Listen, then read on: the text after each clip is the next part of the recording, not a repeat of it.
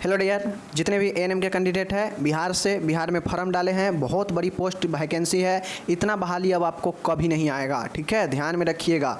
जो लोग भी अगर मिस करेंगे तो समझ लीजिए उनको अगले 3-4 साल पछताना पड़ेगा, ठीक है ना। मैं हकीकत कह रहा हूँ, जो लोग इस वैकेंसी में पीछे रह जाएंगे उनको अगले 3-4-5 साल जो है वेट करना पड़ेगा, क्योंकि इतना ज़्यादा बहाली आपको बार बार अब नहीं दिए जाएंगे, ठीक है।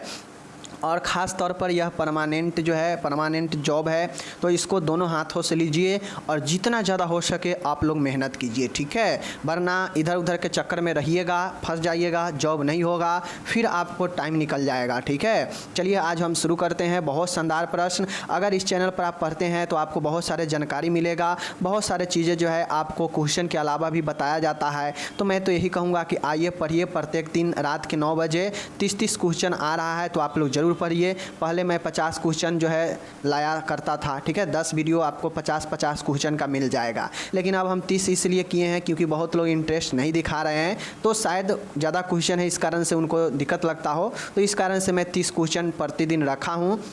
लेकिन आप पढ़ते हैं तो यह 30 क्वेश्चन आपको 50 क्वेश्चन में कन्वर्ट हम करके बताएंगे यहाँ पे कैसे। चलिए शुरू करते हैं। अगर अच्छा लगे तो शेयर कीजिएगा, ठीक है। चलिए, हमारे शरीर में मुंह की कितनी हड्डियाँ होती है, मतलब फेस में कितना हड्डी जो है हमें होता है, तो आपको पता होना चाहिए। 12, 14, 16, 18, 14 राइट आंसर है। फेस में 14 होता है, ठीक है, पता होनी चाहिए।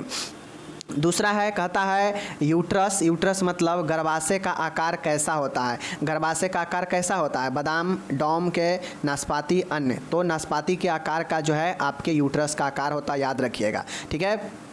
यूट्रस से आपको पता है ओवरी जो है होता है, ओवरीज होता है जो आपके अंडाशय जिसको हम लोग कहते हैं अंडा बनाने का काम करता है, तो यह फीमेल में होता है। मेल में टेस्टिज होता है, ठीक है। ब्रीस्ट जो स्पर्म में सीमेन को बनाने का काम करता है। तो ये सब याद रखिएगा, बहुत इंपॉर्टेंट है, ठीक है। आगे चलते हैं। कहता है सेल के पावर हाउस किसे कहा जाता है, मतलब कोशिका के पावर हाउस, एनर्जी गृह किसे कहते हैं। सेंटर जोन को, माइटोकॉन्ड्रिया को, गोल्गी एपार्टस को और अन्य को। तो माइटोकॉन्ड्रिया कोशिका का पावर हाउस कहलाता है, ठीक है। आगे चलते हैं। कहता है विटामिन ए की और जो लाइसोसोम होता है ना, उसे आत्महत्या की थैली कहते हैं, याद रखिएगा। लाइसोसोम जो होता है यह कोशिका का आत्महत्या की थैली कहलाता है, ठीक है। उसके बाद है विटामिन ए की कमी से कौन सा रोग होता है, पता है। विटामिन ए की कमी से रतौंधी होता है। विटामिन ए का सबसे अच्छा स्रोत कौन सा है, तो गाजर जो होता है वो लीजिए। विटामिन बी के कमी से बेरी होता है, ठीक है। सूखा रोग विटामिन डी के कमी से होता है, तो याद रखिएगा, ठीक है। आगे चलिए। 5 नंबर है, कहता है एड्स रोग है। एड्स कैसा रोग है, सेक्सुअल कॉन्ट्रैक्ट से फैलता है, बिल्कुल सही बात है। हवा से फैलता है, नहीं। कीटों से फैलता है, नहीं। उपरोक्त में से सभी गलत। तो सेक्सुअल कॉन्टैक्ट होता है तो एड्स फैलता है, पता है। और एड्स किसके द्वारा होता है, HIV के कारण एड्स होता है, ठीक है। एड्स के लिए कौन सा थेरेपी दिया जाता है, ART थेरेपी दिया जाता है, ठीक है। एंटी रेट्रोवायरल थेरेपी दिया जाता है, ठीक है। छठा है, कहता है सबसे सुरक्षित आकार का शौचालय लैट्रिन कौन सा होता है, तो सबसे सुरक्षित जो होता है वाटर क्लोजेस्ट, डगबेल, बोरबेल, पिट प्राइवी, ठीक है। तो सबसे अच्छा होता है वाटर क्लोजेस्ट जो होता है वो सबसे अच्छा होता है, ठीक है। 7वां है, किस प्रकार के भोजन द्वारा अत्यधिक ऊर्जा प्राप्त होता है, प्रोटीन, ठीक है, प्रोटीन, वसा, विटामिन, कार्बोहाइड्रेट। माय डियर, आपको पता होना चाहिए एनर्जी तो कार्बोहाइड्रेट भी खूब देता है, लेकिन जो है वसा से कम देता है। वसा बहुत ज़्यादा जो है आपको एनर्जी देता है, बट ज़्यादा वसा आपके शरीर में होना हानिकारक होता है, क्योंकि यह जो है हमारे शरीर में बहुत सारे बीमारी भी उत्पन्न कर देता है। वसा फैट मतलब मोटापन होना, ठीक है, तो ध्यान में रखिएगा। विटामिन आपको कोई एनर्जी नहीं देता है, यह वृद्धि और विकास के लिए इम्पोर्टेंट है, ठीक है, याद रखिएगा। आगे चलते हैं। 8 नंबर है, निम्नलिखित में से कौन सा रोग विटामिन डी की कमी से होता है। अभी ऊपर बताए हैं रिकेट्स विटामिन डी के कमी से होता है, ऑप्शन ए सही है। विटामिन बी बेरी, नाइट ब्लाइंडनेस विटामिन ए की कमी, स्कर्वी विटामिन सी की कमी, ठीक है, याद रखने को, ठीक है। 9वां है, कहता है डैश पर रेक्टल तापमान समान होता है, मतलब कितने पर जो है मलाशय का जो तापमान होता है वह नॉर्मल होता है, कितने टेम्परेचर पर। तो आपको पता होना चाहिए मुंह का जो तापमान होता है वह 98.6 फ़ारेनहाइट होता है, ठीक है ना। तो इतना यह ओरल का हो जाएगा, ठीक है। लेकिन बात करेगा रेक्टल का, तो रेक्टल से जो लगभग 1 फ़ारेनहाइट के आसपास जो है ना ओरल वाला से ज़्यादा होता है, ठीक है। तो ओरल का 98.6 है, तो इसमें +1 कर दीजिए तो कितना हो जाएगा 99.6 हो जाएगा। तो देखिए 99.6 कौन है, नहीं है, तो हमारा ऑप्शन नंबर बी सही होगा, चूँकि 99.4 जो है यह भी हो सकता है, यानी 3 पॉइंट से लेकर 1 तक जो है यह जो है आपके इतना बढ़ता है ओरल वाला से। ओके, आगे है 10वां है, कहता है आयुर्वेद का अर्थ क्या है। आयुर्वेद का अर्थ क्या होता है, तो आयुर्वेद का अर्थ यही होता है जीवन विज्ञान ज्ञान जीवन का विज्ञान। तो आयुर्वेद का अर्थ होता है जीवन का विज्ञान, ऑप्शन डी, ठीक है ना। ओके, 11 है, कहता है एनाल्जेसिक दवाइयाँ होती है। एनाल्जेसिक दवाइयाँ किस प्रकार की दवाइयाँ हैं, तो एनाल्जेसिक जो होती है वह दर्द निवारक होती है। यह दवाइयाँ दर्द को जो है, जैसे हो गया आपका एस्प्रिन हो गया, उसी प्रकार से आपका हो गया पैरासीटामोल हो गया, ठीक है। तो ये सब डाइक्लोफेनिक ट्रामाडोल ये सब एनाल्जेसिक दवाइयाँ हैं। ओके, संवेदन हरण, सूजन को कम करने वाला, सूजन को कम करने वाला दवाइयाँ जो सूजन को कम करता हो उसे हम लोग क्या बोलेंगे, याद रखिएगा इनमें से सभी, तो सभी नहीं, दर्द निवारक सही है, ठीक है ना। आगे है, कहता है ओडी का अर्थ क्या होता है, तो वन टाइम इन डाइट, ठीक है। ओडी का मतलब होता है ओ डी, ठीक है, once in day, once in day मतलब दिन में एक बार। तो दिन में एक बार कौन सा ऑप्शन है, यही है, देख लीजिए दिन में एक बार, ऑप्शन ए सही है, ठीक है ना। कहता है दिन में 3 बार, दिन में 3 बार का मतलब होता है TDS, ठीक है, TDS, ठीक है, थ्राइस इन डे। दिन में 4 बार, क्वाड्रेंट हो जाएगा। भोजन से पूर्व इसे हम लोग ES कहते हैं, ठीक है। और सोते समय हम लोग HS कहते हैं, होरा सोमनी, या इसी को बेड टाइम भी कहते हैं। ओके, आपातकालीन में वो SOS होता है, आपातकालीन में क्या होता है, SOS होता है, याद रखिएगा। दिन में 2 बार BD कहते हैं, ठीक है ना, BD कहते हैं, याद रखिएगा। ओके, क्वेश्चन नंबर 13 है, गर्म भाप मतलब गर्म भाप सांस द्वारा दी जाती है जिसे कहा जाता है, मतलब गर्म जो भाप लेते हैं वह जो है सांस के द्वारा लेने को क्या कहते हैं, तो निवेशन इंसन, ठीक है, निवेशन इंसन, अंतःधमता और स्टीम इन्हेलेशन। तो स्टीम मतलब गर्म और इन्हेल मतलब होता है अंदर लेना, मतलब गर्म चीज़ें को भाप के द्वारा अंदर लेना स्टीम इन्हेलेशन ही कहलाता है, ठीक है ना। आगे चलिए, 14 है, कहता है एपिडेमियोलॉजिकल त्रिभुज में निम्न में से कौन सा सम्मिलित नहीं होता है। वातावरण होता है, कारक होता है, समूह नहीं होता है, पोषक होता है, ठीक है। तो एपिडेमियोलॉजी ट्राइंगल ऐसे बनता है, ठीक है ना, यह कम्युनिटी हेल्थ का है। इसमें जो है आपका होता है यह डीजेज, बीच में डीजेज हो जाएगा, ठीक है, रोग होगा, ठीक है ना, बीच में क्या होगा, बीच में आपके रोग होंगे, बीच में क्या होंगे, रोग होंगे। अब ये जो रोग होता है यह आपके इन्वायरमेंट के कारण भी होता है, यह आपके जो है पोषक के कारण भी होता है, ठीक है ना, ये पोषक के कारण जिसे परपोषी भी कहते हैं, और यहाँ पे आपको एक कारक भी होता है, ठीक है, कोई भी चीज़ सूक्ष्म जीव वगैरह होता है। तो ये 3 कारक जब तक नहीं होगा तब तक बीमारी नहीं होगा। यह 3 कारक ही व्यक्ति के अंदर बीमारी उत्पन्न करता है, और इसमें समूह नहीं होगा, ठीक है, ये गलत है। आगे है 15 नंबर, कहता है एस्केरेसिस लंबी क्रोइड्स एक प्रजाति है। यह एस्केरेसिस लंबी क्रोइड्स जो होता है ना, यह एक गोल कृमि होता है, ठीक है, यह गोल कृमि वर्म होता है, ठीक है, यह एक वर्म का प्रकार है, ठीक है ना। तो एस्केरेसिस जहाँ भी देखिएगा एस्केरेसिस लंबेड्रॉइड, ठीक है ना, लंबी क्रोइड जो देखिएगा तो यह गोल कृमि का एक प्रकार है, ठीक है ना, ये ऑप्शन नंबर ए। 16 है, कहता है पोलियोमेलाइटिस निम्न में से सबसे प्रमुख कारण कौन है। मुंह के द्वारा फैलता है, मुंह के द्वारा, मलीय द्वारा फैलता है, ठीक है ना। तो दोनों तो सही है, लेकिन ऑप्शन नंबर सी इसलिए सही होगा क्योंकि यह मुंह और मल दोनों माध्यम से फैलता है, इसलिए ऑप्शन सी सही है, लेकिन ये सब अलग अलग दिया है, ठीक है ना। आगे चलिए, 17 है, कहता है अब पोलियो किसके द्वारा होता है, पोलियोमेलाइटिस। तो पोलियो जानते हैं पोलियो वायरस के कारण होता है, ओके ना। संचार, और आप लोगों को ये भी पता है कि पोलियो को हमारे इंडिया से उन्मूलन कर दिया गया है, मतलब उसे घोषणा कर दिया गया है ख़त्म का। संचारी रोग कम्युनिकेबल डिजीज को फैलने से रोकने का उपाय क्या है, मतलब एक फैलने वाला जो रोग है उसको हम कैसे रोक सकते हैं। सार्वजनिक शिक्षा से, मतलब सबको शिक्षा देकर, सही बात है, इसके द्वारा भी हम रोक सकते हैं। जन समूह में टीकाकरण लगाकर, बिल्कुल सही बात है।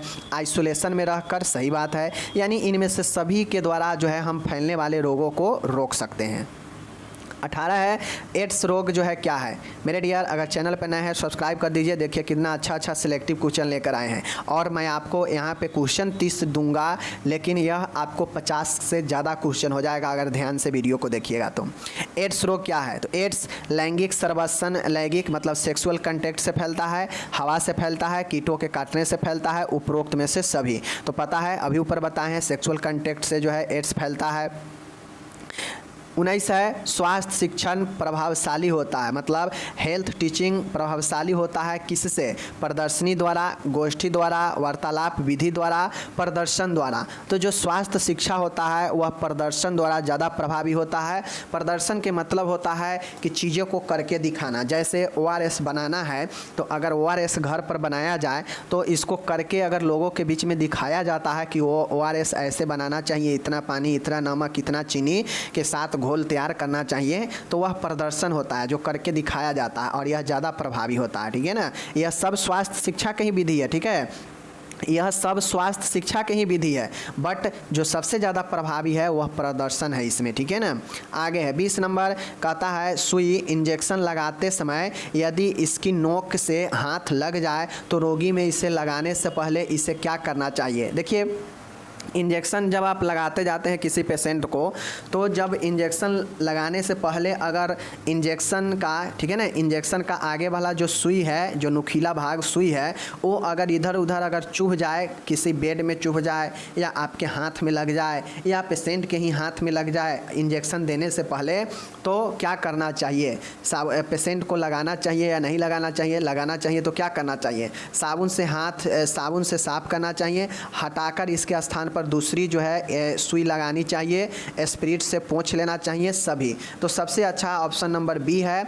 जब भी हम इंजेक्शन लगाने गए किसी को और वह इंजेक्शन पेशेंट को लगने से पहले कहीं इधर उधर चुभ जाए तो उसे हटा दीजिए और दूसरा इंजेक्शन का इस्तेमाल कीजिए। ठीक है, 21 नंबर है कहता है संयुक्त राष्ट्र द्वारा बच्चे के जो अधिकार है, चाइल्ड के लिए जो राइट्स बना है, वह राइट्स जो है चाइल्ड के लिए जो बना है, यह राइट्स की घोषणा कब की गई? आप लोग पढ़िएगा, मैं पढ़ा चुका हूँ चाइल्ड हेल्थ में। बच्चे के लिए राइट्स, बच्चा का कौन कौन से अधिकार है, यह अधिकारों की घोषणा कब? 56, 59, 74, 86। तो 1959 में जो है इसकी घोषणा की गई, याद रखिएगा। आगे चलिए 22 नंबर का प्रश्न बहुत शानदार है। गर्भधारण के उम्र 37 सप्ताह पहले पूर्व होने से पहले जन्मे शिशु को कहते हैं। इसका मतलब है गर्भधारण करने के 37 सप्ताह से पहले, मतलब बच्चा एक फीमेल जो गर्भधारण कर चुकी है, प्रेग्नेंट है, ठीक है, लेकिन वो अपने बच्चे को जन्म जो है 37 सप्ताह पूरे होने से पहले ही जन्म दे दी है, तो इसे हम लोग क्या कहते हैं? इसे हम लोग प्री मैच्योर बेबी कहते हैं। प्री टर्म कहिए या प्री मैच्योर कहिए। ठीक है, हिंदी में इसे अपरिपक्व शिशु कहते हैं। 37 सप्ताह से जो पहले जन्म लेता है वह बच्चा पूर्ण रूप से विकास नहीं होता है, इसीलिए इसे अपरिपक्व कहते हैं। मतलब यह मैच्योर नहीं रहता है और इमैच्योर रहता है। ठीक है, अपरिपक्व रहता है, याद रखिएगा। ठीक है, ये हो गया आपके। आगे चलते हैं, बहुत शानदार प्रश्न है, अगर आप लोग ध्यान से दीजिएगा तो बहुत सारे चीज़ सीखने को मिलेगा आपको। बच्चे की वृद्धि माप सकते हैं। बच्चे की वृद्धि है हम किस में माप सकते हैं? किलो में, ठीक है, सेंटीमीटर में, पाउंड्स में, लीटर में। तो माय डियर बच्चे को वृद्धि को हम लोग सेंटीमीटर में माप सकते हैं, याद रखिएगा। ओके, ये सब क्वेश्चन पूछता है। 24 है कोलोस्ट्रम स्रावित होता है। मतलब कोलोस्ट्रम स्रावित होता है कहाँ से?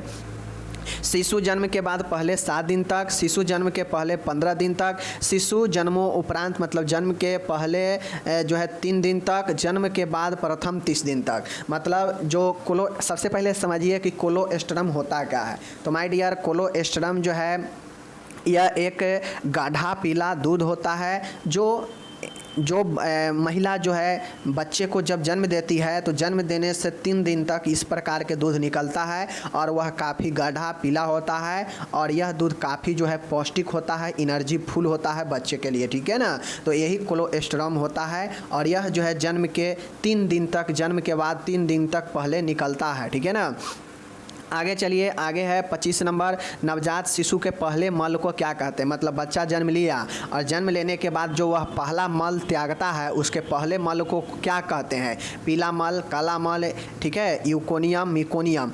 तो जो पहला मल होता है बेबी का उसे हम लोग मिकोनियम कहते हैं, याद रखिएगा। यह क्वेश्चन सब बहुत अच्छा है। 26 नंबर, समान शिशु का अपगार योग कितना होता है। मतलब एक नॉर्मल बच्चा है, जन्म लिया है और जन्म लेने के बाद उसका सब चीज़ ठीक है अपगार योग में, तो उसका अपगार योग कितना होना चाहिए। तो सब चीज़ बढ़िया है, सुपर है, तो उसके लिए 7 से 10 दिया जाता है। 10 से ज़्यादा अपगार स्कोर नहीं होता है, याद रखिएगा। तो ज़्यादा से ज़्यादा उसका 10 स्कोर मिल सकता है। अगर उसका स्कोर 7 से 10 के बीच में आ रहा है तो बढ़िया माना जाता है, सामान्य माना जाता है, ठीक है। अगर उसका जो है 5 से 7 के बीच में आता है तो मध्यम माना जाता है, ठीक है ना। और जो है उस 5 से जिसका भी कम आता है उसको गड़बड़ माना जाता है, ठीक है ना। तो यही ऑप्शन है। 27 नंबर है, कहता है वह रोग जिसमें कॉप्लिक स्पॉट्स पाए जाते हैं। तो आपको मैं पहले बता चुका हूं कि कॉप्लिक स्पॉट, यह क्वेश्चन लगभग 3 बार आ चुका होगा इससे पहले। तो कॉप्लिक स्पॉट बहुत इंपॉर्टेंट है। कॉप्लिक स्पॉट जो होता है ना, यह धब्बा के समान रेशा होता है जो बॉडी पर दिखता है मिजल्स में। खसरा जो होता है ना, खसरा में जो है धब्बा निकल जाता है, चेहरे पर दाना दाना लाल लाल निकल जाता है, और मुंह के आसपास, होठों के आसपास जो धब्बा होता है उसी को कॉप्लिक स्पॉट कहते हैं, ठीक है ना। वूपिंग कफ, टाइफाइड जो होता है आप लोग को पता है साल्मोनेला टाइफी के कारण होता है। सलेमोनेला टाइफी के कारण मियादी बुखार होता है जो आंतों को प्रभावित करता है। ओके, उसके बाद कुकर खांसी है, बर्डोटेला पर्टुसिस के कारण होता है। किसके कारण होता है? बर्डोटेला, ठीक है, बर्डोटेला पर्टुसिस के कारण होता है। इसी के लिए डीपीटी वैक्स जो है टीका दिया जाता है। खसरा आप लोग को पता है पैरामाइक्सिको वायरस के कारण होता है। होलेरा, कोलेरा जो होता है विब्रियो कोलेरा के कारण हैजा होता है। तो ये सब आपको पता है। तो चारों क्वेश्चन के और भी 4 चीज़ें मैंने बता दिया। तो इस प्रकार से यह प्रश्न यहाँ पे कुल मैंने यहाँ पे आप लोग को 27 प्रश्न बताया। इस 27 प्रश्न के जगह पर आपको 50 क्वेश्चन से कम जो है चीज़ें सीखने को नहीं मिला होगा अगर वीडियो को अच्छे से देखे होइएगा तो। ओके, हम मिलेंगे आपसे अगले वीडियो में। अपना ख्याल रखिएगा। धन्यवाद।